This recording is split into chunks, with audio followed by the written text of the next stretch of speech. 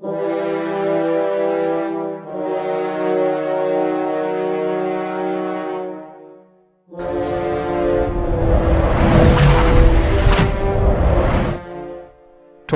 are usually launched by submarines, ships, and sometimes by helicopters. But have you ever heard of a missile-assisted torpedo? On 5th of October 2020, India successfully conducted the first test of the SMART missile. SMART, which stands for Supersonic Missile Assisted Release of Torpedo on Wheeler Island, Orissa. So what this missile does is pretty much self-explanatory.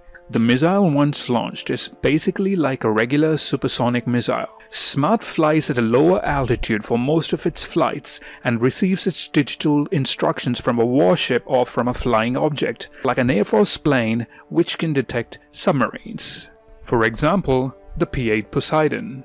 These digital instructions provide the exact location of the enemy submarine. When the SMART gets closer to the enemy submarine, the missile will release the torpedo into the sea, most probably by a pneumatic ejector, but we are not sure about the ejection system yet, and from here on the torpedo does the job of a torpedo. It goes and strikes the enemy ships or submarines. The missile is very important with regards to the anti-submarine capabilities India has.